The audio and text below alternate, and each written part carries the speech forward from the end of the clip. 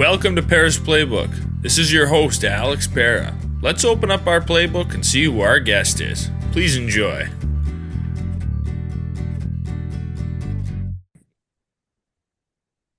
Welcome to episode 203 of Pera's Playbook. Today we're joined by Patrick Muzingo. He's a drummer for Junkyard. He's drummed with many other bands. He's also a web developer. So we're going to dive into his life, his career, talk a little bit of music, among other topics. We're happy to have Patrick here today. How's it going? Good. Thanks for having me, Alex. Really appreciate it. It's nice to hop on the machine and start to do this again. We've had with the band, we've had a bit of a setback, as a lot of people know. Our singer passed from cancer, but that was kind of a long time coming. The It was weird how it got picked up, because it got picked up by like People magazine and stuff like that, and we were never one of those bands that ever like we were never really in People magazine, nor did we ever purchase it. It's and then next thing you know but it was a nice testament. And he unfortunately was, the way the news cycle kind of grabbed it. It sounds like he was just diagnosed or whatever, but it was going on for about a couple of years, and we were kind of helping him along and trying to figure things out. But it had been pretty far along by the time we went out and actually saw him get married, which was kind of cool. And then 2 weeks later, he ended up passing. But he was a fighter, man. He did not take no for an answer, even when it came to cancer. And the last time we all chatted, he was he it was very similar to us being backstage. We were in his hospital room, and we were all on our phones, and we had the TV on, and he was in the bed, and we were on the couch, and we were just, it was like, we, instead of a 12-pack of beer, there was a 12-pack of Ensure there.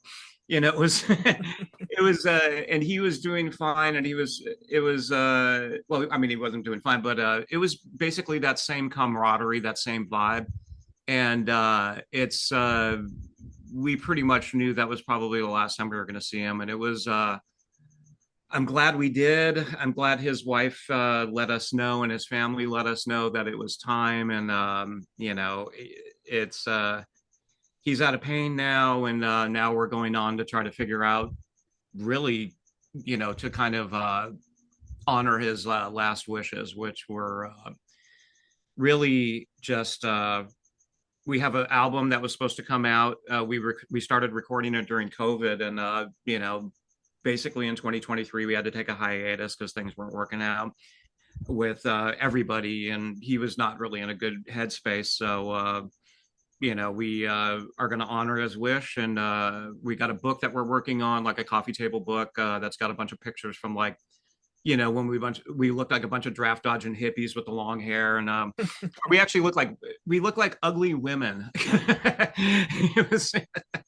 But it's going to span the time. It's all pictures and block quotes from people that were our friends and other people in the industry. And it's that'll be good for the soul for us, and good for the fans and stuff. And then we're working on a memorial show, probably sometime in December around his birthday, where we're looking at probably Austin, Texas, because that's where he was born and raised. So right around his birthday, basically, it'll be like what's the phrase?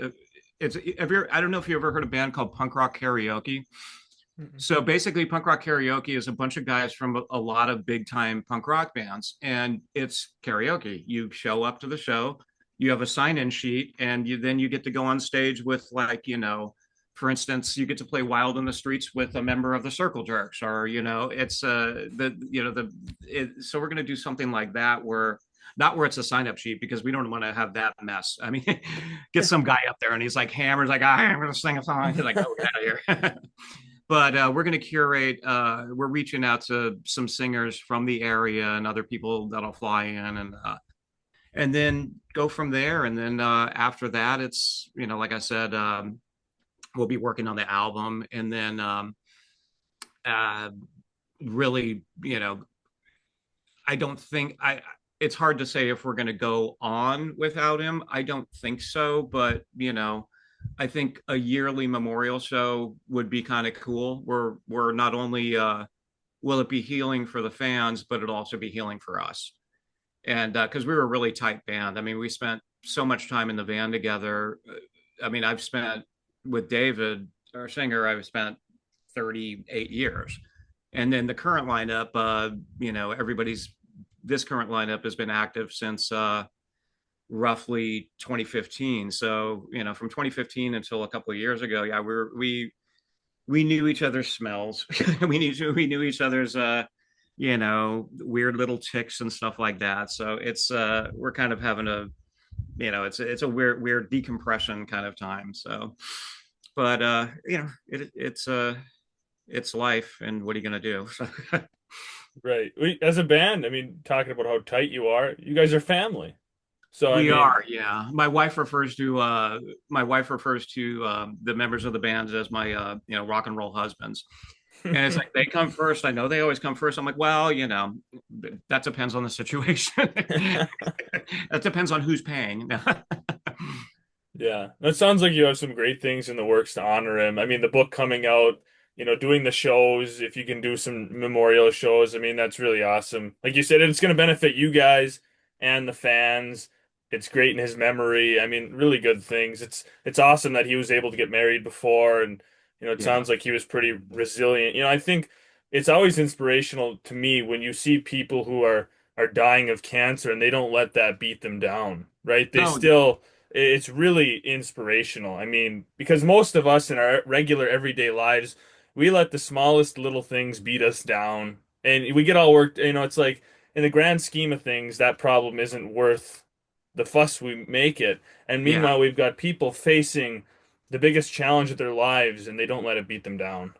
Yeah, I mean, he was I mean, I've known him for so long. I've seen him through so many different ups and downs in his life. I mean, the ups were, when we got together and started playing together, within a year or something like that, we had signed $1 million record deal. But the only drag, everybody, it's so funny. Everybody's like, oh, you signed a big record deal, this and that. It's like, yeah, it was about $1 million. But the reality was, the record deals that happened in the 80s, it was basically no different than a predatory lender. It was, here's $1 million, but you're really going to owe us $3 million. And we've kind of got you locked into two more contracts that are each going to be $1 million. So in the end, as much as we're going to give you, like, say, $2 to $3 million for 3 albums, well, you're going to owe us a ton more. And we all came from punk rock backgrounds. So when we got signed, we were just like, yes, let's get signed. We never thought, like, maybe we should read through the contracts. All of our punk rock contracts were pretty much one page, and then all of a sudden we get this contract from Geffen Records. It's like, 150 pages long. We're like, well, that's what the lawyer's for. And we're going to go have beers and talk to you later. And then as time went on, we got more and more business savvy. And then, by the time the writing was on the wall, which was really for the band, we had the record that came out in '89 and it did well. We had the follow up in '91 that did okay. That was for sixes, sevens, nines. We got to tour with Skinnerd, which was really cool. We got to go overseas and open up for this band, The Almighty, which was fantastic. And then we did some spot touring. But for the most part, our second album was like, it didn't. We started to see the business end of things where it's like, oh, you guys aren't delivering. And it's like, what do you mean by delivering? It's like, well, your first album was, pushing 20 to 30,000 units a week, and this one's pushing 2 to 3. And I'm like, well, that's why you guys have other bands that make money to offset the money that you lose on us, so you can then promote us more. Because if you don't promote us, we're not going to sell anything. And at that point, they're like, well, you're dropped. It's like, goodbye. And they did keep us around for a third record that we were recording in right after we got off the tour with Skinnerd in '91. Basically 1992 was spent recording that. And at the end, they were cool about it. They gave us money to do demos. And it's funny, like, here's $10,000 to go do a demo tape. And it's like, well, like we could do a demo for 3. And you know, don't quote me on this, but maybe we did do a few demos where they gave us $10,000 and we paid the engineer 2 and pocketed it 8. But that was, I think they knew what was going on at that time. So we were basically just kind of trying to feed ourselves at that point. But also the writing was on the wall. The whole music scene by like 91, it seemed to really got watered down. I mean, it was like 88 through 90, especially in LA. Um, it was really happening. There were so many good bands, and there was so much of a variety of bands. And then all of a sudden, 1991 came around, and I think the record label people saw the formula, and they were like, "Oh, very similar to like a Backstreet Boy situation or what have you." But they were like, "Oh, let's pick this guy and put this guy together with this guy, and then throw him in a room with a songwriter, and then put it out.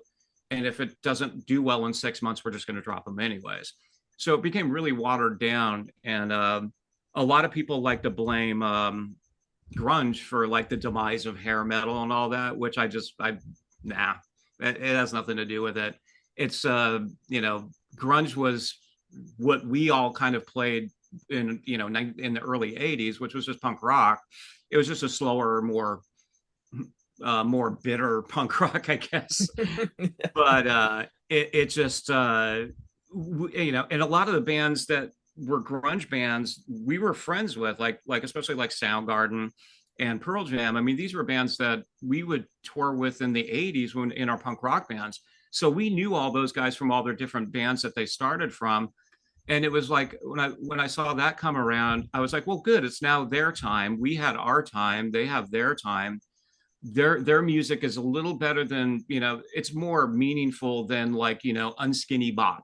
It's like, well, I'd rather hear, a nice poetry style song than some guy, in 1992 just, talking about something silly like that. Then again, I'm not going to bag on them. They're nice guys, but I'm a big Poison fan. Actually, I like the drummer, but the rest of them, I don't know. But so yeah, it's a lot of people. We've done so many interviews where people were like, "Well, grunge killed you." It's like, nah. The scene killed itself. The label people. It's just like I said, watered down. You're also running out of band names too. So it was, at a certain point, the band's name got really silly when it was like, Fuzzy Tiger Tail, whatever. I'm like, oh, come on, man. Sounds like a toy. Yeah.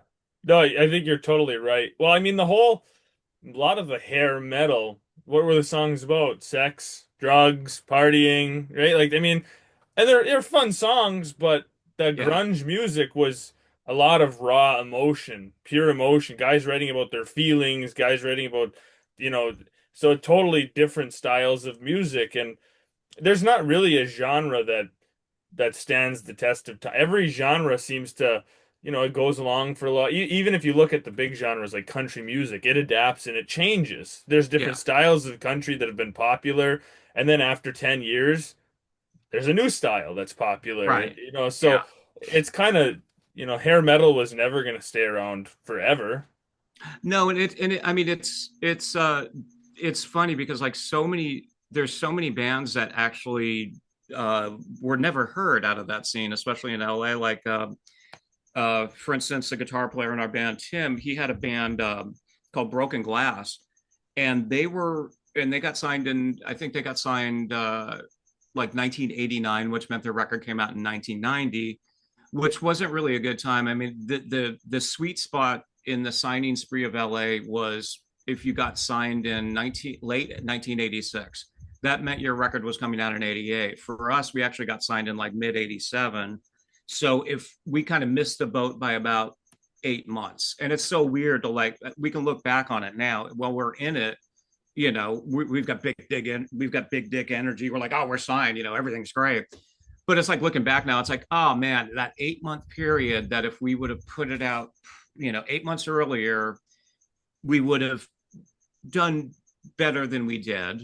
But But then the bands that came after us that got signed, like for instance, Tim's band, Broken Glass. There's another band called Little Caesar that I think their album came out in 1990, and they were a great band, but it's like they didn't get the eyeballs, I guess, and they didn't get the proper promotion, or and they didn't really get the proper respect by the industry, because at that point all the industry people were just about, you're a commodity. Whereas in the we got really lucky with Geffen, because the guy that signed us was actually a fan.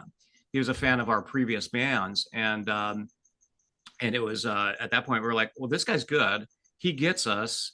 He knows who we want to produce. He knows what kind of sound we got or want, and we were stoked about that, and we were stoked that at the end of the day there was that whole creative control argument that people have with record labels and lawyers and stuff.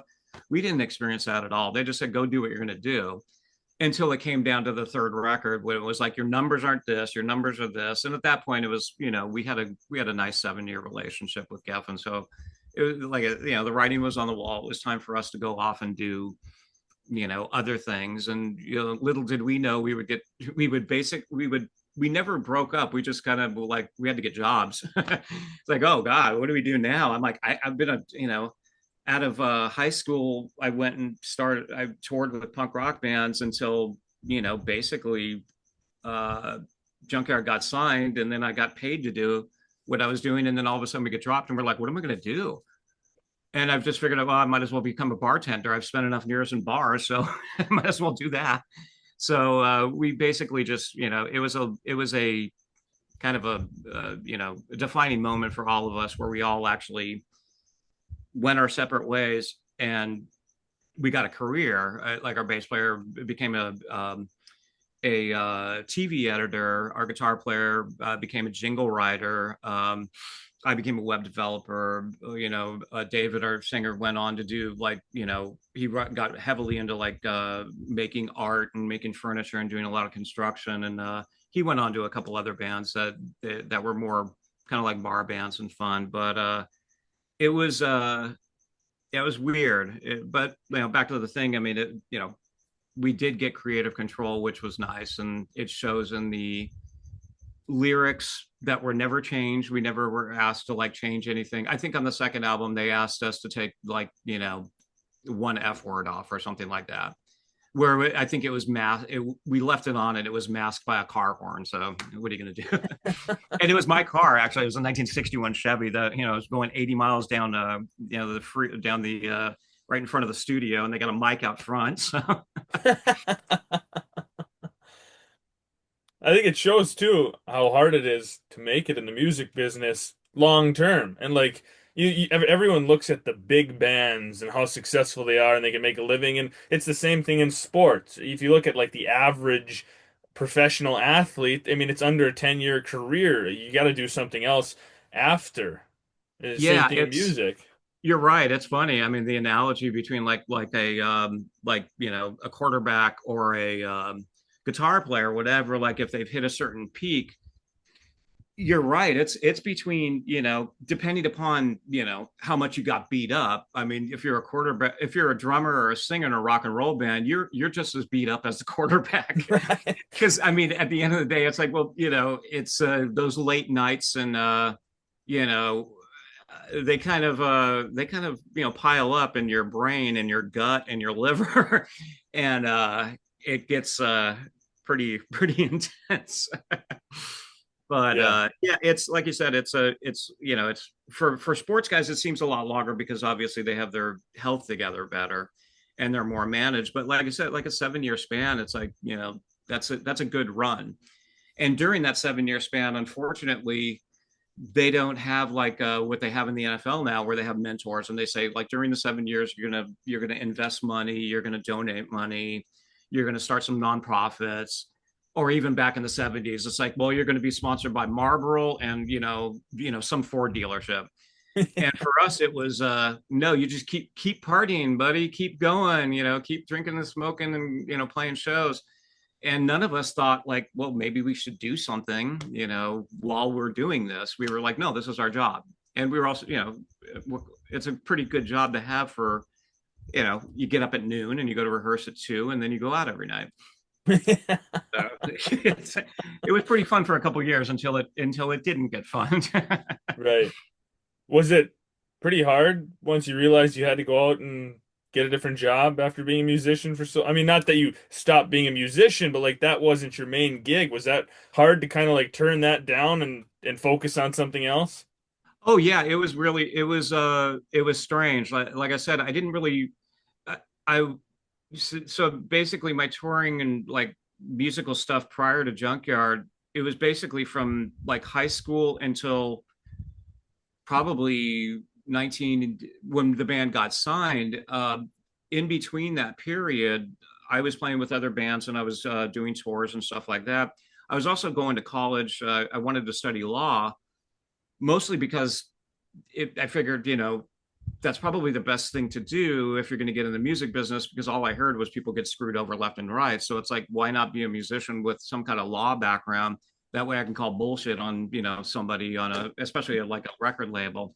Unfortunately, my college career studying law lasted for about, I don't know, 3 months until, the band that I was in at the time was like, well, we got a tour, I got to go. So I was gone for 6 months. So, and then when I came back, I'm like, well, I don't want to go to do that anymore. But yeah, it was like one of those moments where we just kind of looked at each other. It's like, crap, what are we going to do? We had got a call from our rehearsal studio, and they were very nice, and we had a lot of equipment. I mean, you acquire a lot of stuff, and it's very strange how you get to a certain level, and like you spend your years and you're buying all this equipment, you're buying all the gear and all the top notch stuff, and then you get to the level where you can afford it, and everybody just gives it to you. So we had 7 years worth of equipment laying around that probably fit into a large box van. So we get a phone call from our rehearsal studio. It's like, you guys got to come down and pick it up. It's like, oh, well, oh yeah, they're like, the record label stopped paying the bill here. You got to pick up your stuff. I'm like, oh crap, I've got like, a garage full of like flight cases that are going to do me no good. And so it was when we got together there, we kind of sat and chatted. I remember specifically there was a pool table at the rehearsal studio, and we just kind of sat and we were like, I'm like I said before, it's like we never said, "But that's it, we're going to break up" or anything. We just said, "Well, we got shit to do. We got our lives to figure out." And at that point, yeah, it was kind of it was a shock. I had socked a little money away, so I had a little bit of breathing room. I had about a year's worth of breathing room before I could figure out, like I said, I was going to ended up going bartending, and mostly because I could get a job at the club that I used to play at, and I knew the owner. And then on top of it, I'm like I said before, I'm like, it's bartending. It's not, back then. It was not. You were not a mixologist. You're a guy that poured shots and gave beer. And if somebody came in and ordered like some kind of drink and they don't even know what's in it, I'm like, well, I'm not going to serve it to you if you don't even know what's in it. And at that point, you actually become kind of a character of yourself behind the bar, which I was that bartender that was, I would bag on somebody for not knowing what their drink was, but then turn around and do a shot with them.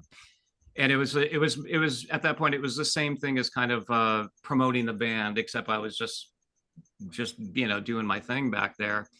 And it was a fun run for a couple of years, and I got to work a lot of cool nights. I ended up bartending one night where it was a Jamaican hip hop night, and it was a record release party for Mary J. Blige.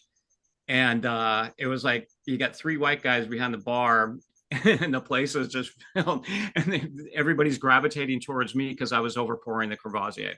So they were just like, "Oh, go to this guy, he's good." And I'm like, at that point, I'm like, okay, I think I've got a handle on this, and I think it's now time for me to move on because this is getting a little hectic. Also, the mornings were, brutal because it was in order to be a good bartender, every once in a while, like I said, you got to have a shot. And at about 2:30 in the morning, when you're counting out your drawer, you have access to everything. So I start drinking. But yeah, so it was interesting. And then during that period, I was like looking at different options career wise, and that's when I came up with like web developing and stuff like that. I was interested in computers and how computers could take over graphics wise, because I also had a background in school with photography and doing layouts, and I did like I most of the punk rock bands that I was in, I did all the album layouts, and so I had that background. In essence, it was on the job training, but it was like a couple years at art school kind of thing. So I kind of was like, well, it'd be cool if you could do it on a computer, so that way you're not like, constantly doing this thing, and I don't know how to draw, but I can probably figure it out. So for a couple years, I basically studied and then had to wait for technology to catch up because I couldn't understand a lot of stuff. And then finally, like right around, I would say 97, 98, I started really understanding everything, and then got hired by multiple companies, and then actually picked up a book and started figuring out what I am going to do. And I've been doing it ever since. Actually with the same company now for like 17 years, doing Wow. nonprofit web design and anything and everything digitally. Do you get to work from home? Half and half hybrid. So Okay. it's Yeah. I used to live in Santa Monica, and my office is in Santa Monica, but we had to move out to Northeast LA. My wife and I basically to take care of my mom, who's a little older now. So we've been out here for a couple of years. It was very nice being in Santa Monica, though. It was, for the time that we were there, it was. Yeah, I mean, it's for me, it's historic because it's skateboarding, Dogtown, everything. And I actually met my wife at a skateboard park there. She ran the park there, and that's how we met. And I was the only guy that I was the only guy she accepted a date from at the skate park. Pretty much. I mean, a lot of the guys that skate there, they're smelly and stinky guys anyway. So Well, you mentioned, I mean, we kind of talked about already how the hair metal, kind of fizzled out. Does it ever surprise you or amaze you how popular it still is? How, huge fans people still are, and younger people. I mean, like myself, right? My parents introduced me to hair metal from the 80s rock, and you start to love it. I mean, you go to there's so many festivals that just have yeah, 80s bands, and you'd think like, oh, they're older bands, right? It's just gonna be older people. No, I mean it's like a half and half mix of people in their 50s and 60s to their 20s. We got Hair Nation on Sirius X. I mean, the music just yeah. lives on. Does that ever surprise you? It does. It actually, I shouldn't say it surprises me. It warms my heart because it's really nice that and even my daughter who's 31, it's the same thing. It's like you said, it's like your parents turned you on to this. And so basically it's like people my age, 60 back then, they all go on the cruises, they go see the festivals and all that stuff because they're all at a certain age where it's like, well, this is now our vacation.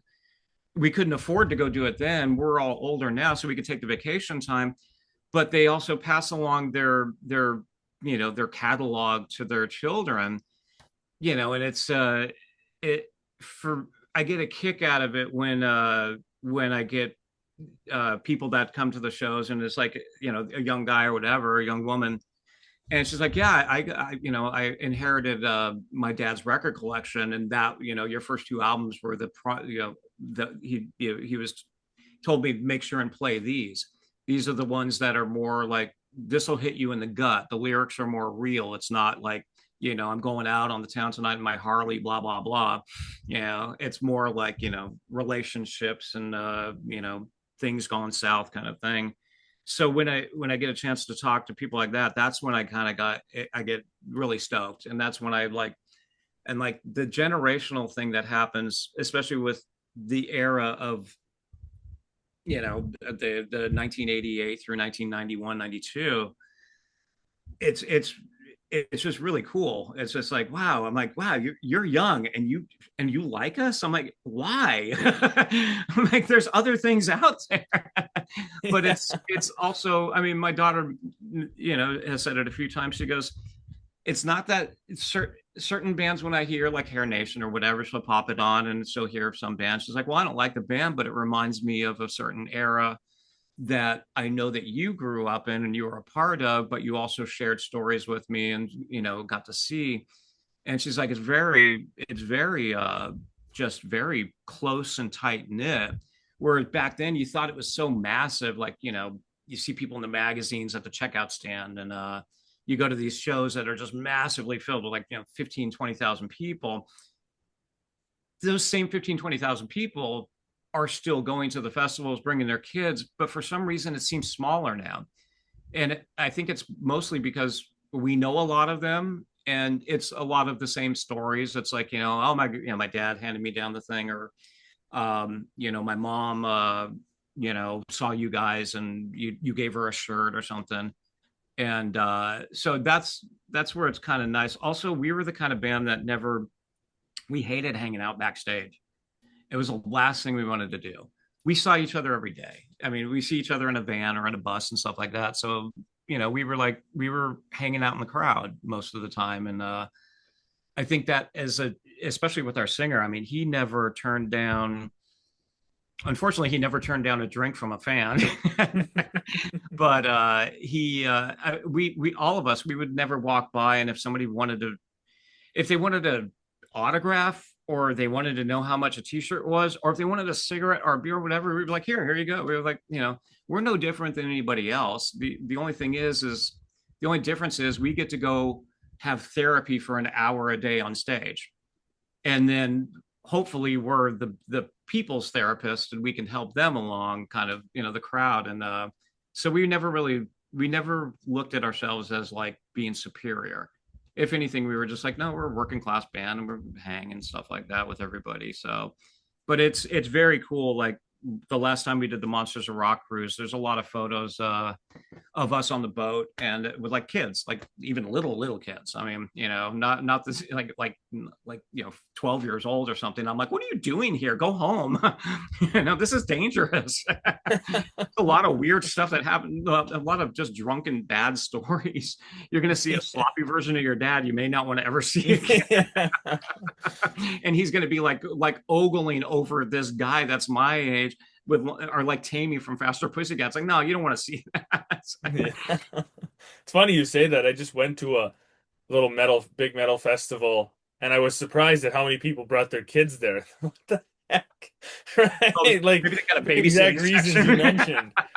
Like, wow, there's people over there, they got their stroller and she's bouncing the baby. Meanwhile, we got a guy just screaming his mind out on stage, and there's And you got a drunk guy people to the left falling like over, throwing and up.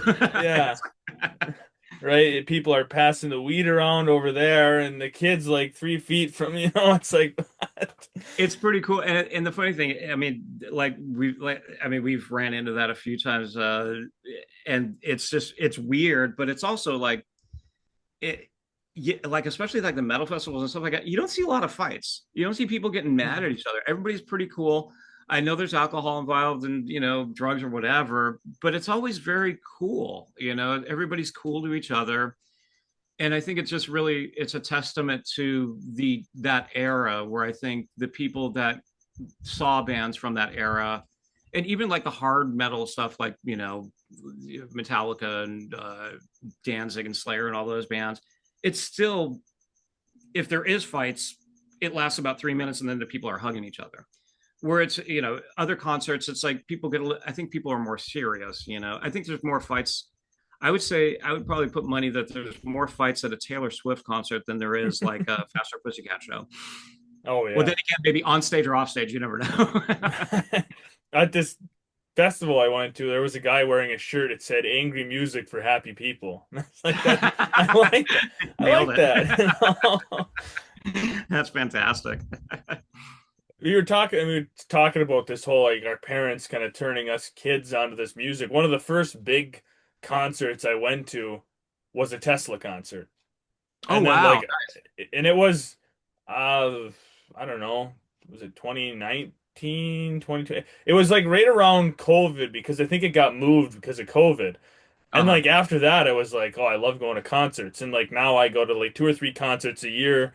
Nice. I've seen like Slaughter and Great White and Styx and 38 Special and all these classic rock bands and but yeah, my parents were big into that music and it's I think that's awesome when parents can kind of pass down that music because there's a lot of kids if you named an 80s band, they'd probably say, "Who is that?" Right. And so I think it's cooler when you see the kids that they take that music that their parents listen to and they play it loud and proud and Yeah, it's a trip. It's very cool. I mean, the stories that we hear, from people, and especially when David passed, I mean, the outpouring of stories, that we heard that we never knew about. It was mind blowing. Of like, it's like my dad turned me on to the band. I went to the show, hung out with David, and he talked to me about art, or he talked to me about book, or he was just walking around. I mean, for instance, we were in Spain in like 2015 and my wife had went with us. She's like, I want to see what it's like to go on tour. I'm like, you really want to go? I'm like, okay. Okay, enjoy it. But so it was the last show of the tour, and I think we were in Barcelona or Madrid, and she ran into a guy on the street, and she was with a close friend of mine. They were going out to dinner, and she ran into a guy on the street, and he ran up to my wife because my wife was wearing a Junkyard shirt, and he started shaking her. He goes, oh my God, this band have saved my life. This band has saved my life. But please, where are they?" And she's like, they're at the show. He goes, "I will see you. Goodbye." And he ran away. And it was like, what the hell? And it was like, man, the the passion that people have, and like you had mentioned before, when parents pass it down to their kids, it's such a good bonding experience. And I think that's where we kind of came along, where, like I mentioned, we didn't have attitude. We hung out, we didn't want to hang out with each other. We'd rather hang out with the fans, or because they would buy us a drink. But and also it's just a more fun conversation. But it was cool that, that the experience that they had just hanging around with us five or whatever. They don't realize how much we were stoked by it. It was it's just, it's not like it was humbling for us. It was just like I said before, we never thought of ourselves as being, up here on a pedestal or whatever. We were just five guys that knew how to play the right three chords that struck a emotion for people. And and it's kind of cool that it's generational. And I never really thought about our music being, not, I don't know what it didn't grow stale over the years. It's still, like, it still sounds good. It's still relevant. Um the lyrics aren't anything to be embarrassed about. Right. But yeah, it's a trip, and it's whether that part of my life with Junkyard, or the entity that it is goes away. Again, I don't think it's ever going to go away. And I think like I mentioned, I think, if anything, every year we'll get together. It's also hard for the four of us. I mean, because we're still brothers. I mean, I'm getting texts with them on the phone right now, and they're talking about, like, the football game. it's Yeah. it's still we're still brothers. Whether and we were When we weren't in the band together, we were still friends. So it's nice to have a long lasting relationship. I'm sorry, it's family. It's there's no other way. That's the only word that can really describe it. I mean, we've got each other's backs, and it's we've got to experience some things, some very scary things sometimes, but and some pretty great things. So it's, I don't think we'll ever separate from each other. It's just, as we like to say, it's like, we just got to figure out a way to how to skin this cat a different way. And then also everything that we're trying to do going forward is going to be benefiting David's wife. I mean, because she, after, she got married and 2 weeks later, he's gone. And unfortunately, when you get married, you acquire the person's medical bills. So we're like, I'm running the band's merch store with t-shirts and stuff like that, and everything that we sell goes to her. And with the memorial shows coming up, we're going to make sure that not only does she get a little bit of the profits, but also David's son, because he's going to art college and stuff like that. So he's needs some money, and it's only fair. So it's we just try to think of everybody, which I guess is weird to hear like a rock and roll band say that. It's also weird to hear a rock and roll band be punctual. So that's one thing. I did an interview a few days ago, and I can't remember what it was brought up. It's like, oh, you guys always showed up late to this and that. I'm like, I don't know what band you're talking about, but we would, if anything, we were an hour early. It's the old phrase: if you're not an hour early, you're an hour late. And we would show up to sound check. It's like, wow, the sound guy's not even here. It's like, well, okay, well, all right. And the sound guy walks in. He goes, "Why the hell are you guys here so early?" It said 1 o'clock on the thing, and he's like, "Yeah, but I didn't think you guys would read that." Yeah, that stereotype that rockers are all just, and I think it's kind of it's not a true stereotype. If you look at like the lead singer of Disturbed, I think he's like a double major and he had in college, a super Yeah, smart guy. Like there's that whole stereotype that rock and rollers are just partying losers who they're not intelligent, they're not smart people, they're gonna be late yeah. and I mean that's totally not true. I mean just anyone listening to this conversation right now, if they didn't know anything about you, their first guess probably wouldn't be rock and roll drummer. No, Like they no, no. They think chess player. No. Or whatever, hockey. Yeah, We're here for the checker championship. right, right, exactly. I think everything too you mentioned, music is such a powerful language. It connects people, like we mentioned, the father to son, mom to daughter, parents to their kids. It can connect friends. It can do good, like you're talking about being able to sell the merch. Well, that's all due to your music, and then you can help somebody who's in need. And it also can just have an emotional impact on somebody, right? Like our favorite Yeah, songs and bands can take us out of the darkest places. If you're having a bad day, you go home and you flip on your favorite music, whatever that is, it can change your whole day. And I think yeah. it's just so powerful It's that it can it's have that a impact on people. it's a gut punch sometimes. It's like, when we'd go on the road and stuff like that, and people would talk to us, and it's like, we the I think probably the band will be known as the songs. I guess the primary songs would be the song Hollywood, and then the ballad Simple Man. Those two songs, especially Simple Man. I mean, it's like, I don't know how many times people have walked up to us and was like, "Well, I played Simple Man at our wedding," and I'm like, "Wow." I'm like, "What happened? The DJ forget his record or something?" I'm like, what? I'm like, "Really? You play?" I'm like, "Okay." For me, it's not weird. It's just weird that it's like you picked us. I'm like, what? I'm like, wow, it's really cool. But I'm like, wow, it's strange. Then again, when I got married, the song that my wife and I danced to was, a replacement song. So, if I went up to Paul Westerberg and was like, "Oh, I played you at my wedding," he probably told me, like, "Get out of here, like, leave me alone." But yeah, it's pretty neat to to be on the radar of some people, and especially in a positive way, and also in a negative way. I mean, some of the songs that we wrote were not, they were, not promoting alcoholism or anything like that, but it was just talking about it. And a lot of people would be like, yeah, those songs, like the songs that you wrote most about alcohol got me through rehab. And I'm like, wow, how does that work? I'm like, it's all the romanticism about drinking and losing your wallet and drinking, a bottle of wine, this and that.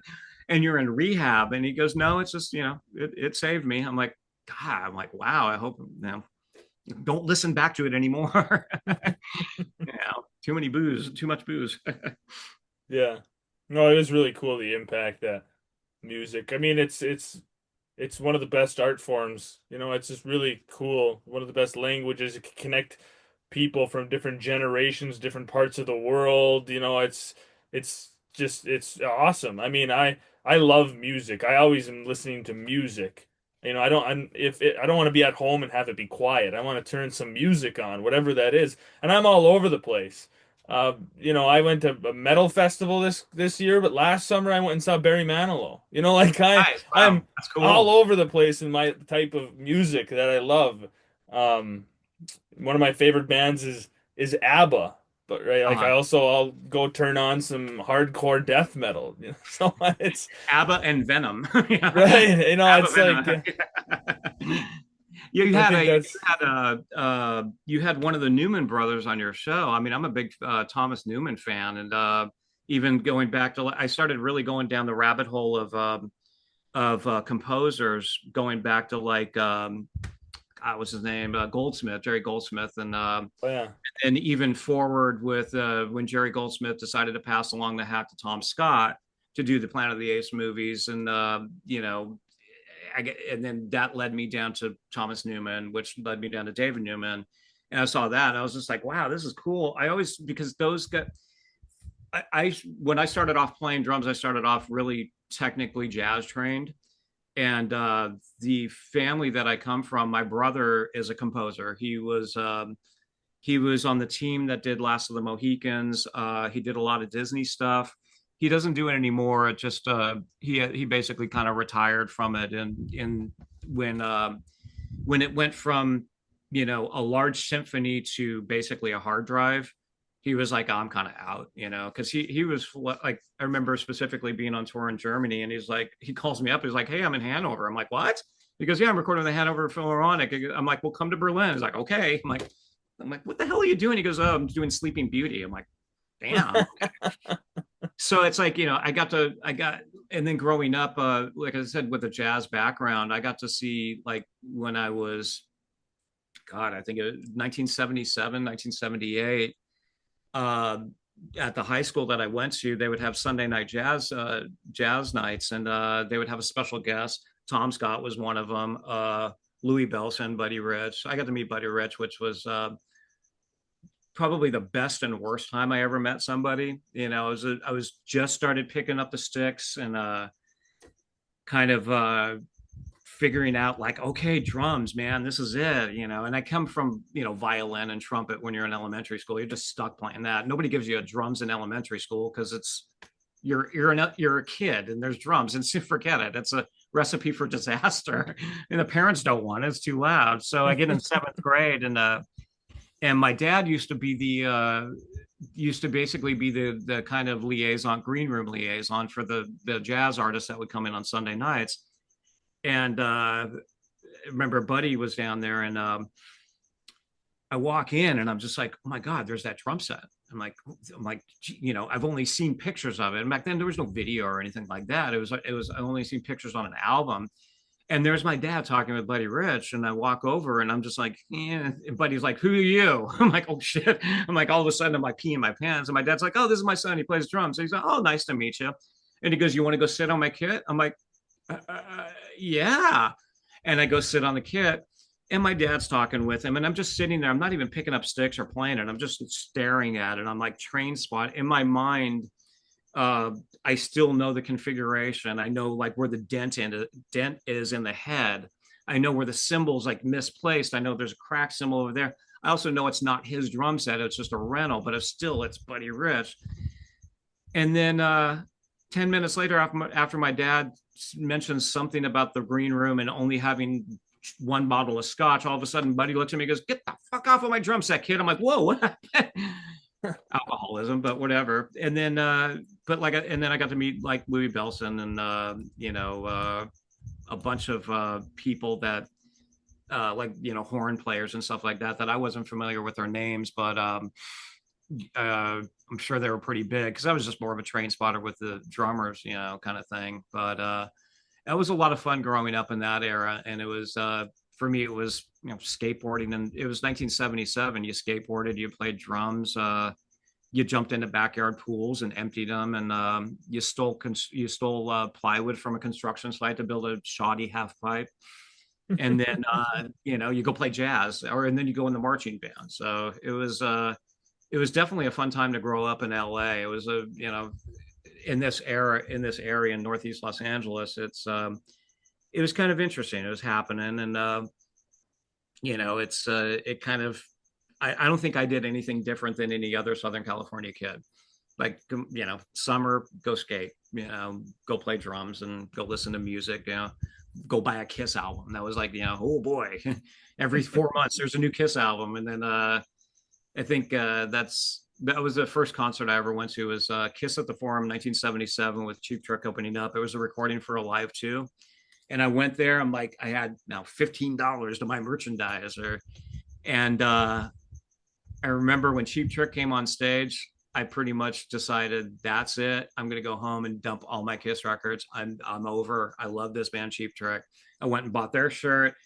Got back home, brought my records back to Music Plus. I'm like, can I return these? The girl's like, no. She's like, well, what do you want? I'm like, I want everything from Cheap Trick. She's like, come back here after 5.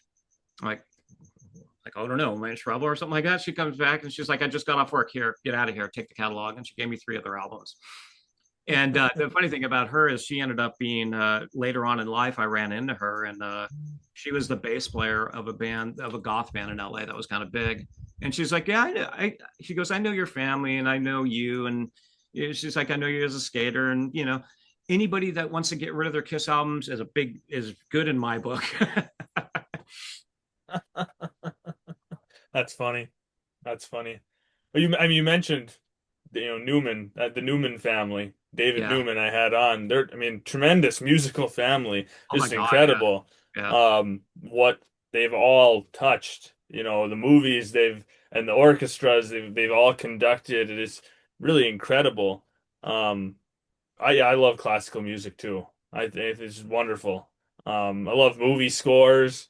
You mentioned Jerry Goldsmith, and obviously Yeah. John Williams is Yeah. fantastic, and Bill Conti and Oh Alan yeah. Silvestri. And there's so many phenomenal movie scores, and that's why I don't know why people can like sit in silence or like not have music on in their car. There's a type of music for everything. If you're studying, listen to classical music. If Yes. you're Yeah. lifting weights, here's your heavy metal. And right, if Yeah. you're drinking a beer, some classic rock or some country, and if The you're sky's the limit. right, you got something for You everything. Yeah, the Newman. I mean, it's. I got basically a couple of years ago. I was like, I taking care of my mom. I have access to this garage, which is kind of cool. And so I started building an electronic drum set. Actually, during COVID, I was like, well, I need to rehearse or whatever, and I can't go rehearse. So I bought an electronic kit. I bought the cheapest one possible, which was the biggest mistake I ever made. It was just terrible. Broke it every time I hit it. I'm like, oh, got to buy a new head. But so I got to a certain point here, and I'm like, well, I've got a computer. I know how to plug in a chord. I'm like, why don't I start like recording live drums and then play along to just something, anything, it doesn't matter. And I just really I wanted to understand how the person that sits in this chair, because I've always been the person that's been over the engineer's shoulder. And I don't understand what any of the knobs do. I don't understand. I didn't understand compression, EQ, and stuff like that. All I understood is I recorded it, and somehow that guy made it sound like that. And I'm like, I don't know. I'm like, that's not even me, is it? And now I understand it more. So I went down that road, and that kind of led me down really like going into movie scores and stuff like that, because I really went like, I went down a rabbit hole with Planet of the Apes, because it's so, the syncopation on it is just insane. And I'm listening, and I'm like, oh, there's spots that are no different than a rapper would do. I could pull 4 bars of that, because it's just a straight 4/4 thing, and then kind of layer something over. And then at that point, I'm like, no, let me just learn the whole entire thing with the polyrhythms and all that. So that's where it was. The 60s lends itself to playing drums along to like you can play rock and roll drums along to pretty much anything that Goldsmith did in the 60s, because you got like the Apes movies, you got all the Flint movies, and there's definitely 2 minutes of a 4/4 or something that kind of rocks, or something that's just weird. So but it made it really opened up a whole new world, especially like for Thomas Newman. I was messing around with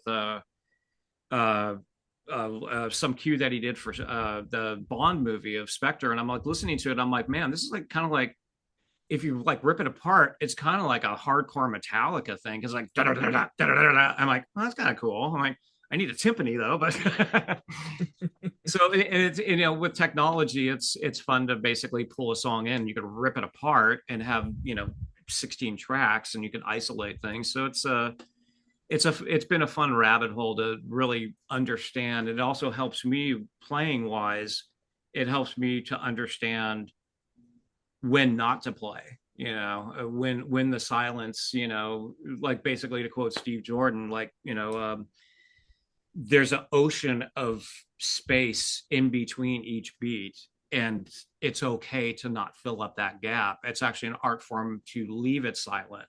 And that's where I started understanding that, which is, when you come from a punk rock or a jazz background or a marching band background, all you're doing is trying to fill up the gaps.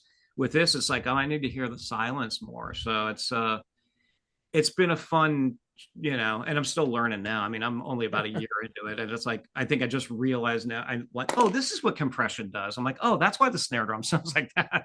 I'm like, nice. I just want to put reverb on everything and make it sound like Phil Spector or something. Big wall of sound. It's like that. You can get away with a lot of reverb. Yeah. It's always fun. You can always learn something new. You can always Yeah, dive, especially with the internet and technology and like you can find so much new stuff and dive into it and always keep yourself occupied and you know. and the kids these days, I mean, I do drum videos. I like to record, I put up a bunch of drum videos on either Instagram or YouTube or whatever, and I don't really think about it. I don't actually put any thought into it. It's like I wake up in the morning, that song will pop on. I'll be like, I've always wanted to play that song. And it's like I never want to play it in I would never want to bring it to my band. Let's do it as a cover song. Well, now I can just do it myself for my own fun, but I can also understand that song. And it's so weird to deep dive into something that you wake up in the morning and by the end of the day it's completely done. And I shoot a video of it mostly because I want to see my technique on how, because I've always been known as like the crazy hitter and arms all over the place, and I'm old and I can't do that anymore. And my neck, I've got a screwed up neck, so I'm like, so I got to figure out how to play normal. But also for me, it's like really kind of train spotting how I'm doing and my technique, and grace notes and flourishes on things like that, and like velocity. Like I don't need to hit that hard. And I'm watching on a video. I'm like, why am I smashing that thing? I was like, oh, because I'm tired and I'm lazy. I'm like, but so it's a lot of fun on that, and it's been fun doing those, and it's been fun like to mess with songs that change their I really want to do a cover of Paradise City, but that's played where it's I want to speed up the entire song and play it like basically a hardcore punk version where I like do like real fast. And it's fun to do that. Yeah, it's and I it's not like somebody's telling me no, which is cool. But and then I'll throw like I did speaking of Goldsmith, I did the end clip, the outro of Chinatown. I was like, there's no drums on it. I'm like, I want to put drums on it. I'm like, why not? So I just did one pass, and it was weird, and it actually worked, and it's kind of fun on that stuff. So it's also fun to like listen to stuff that doesn't have it and say, oh, Yeah. I can add that, Be creative. I can make it sound cool, or I can ruin it. Either way, it's fun. Yeah, for sure.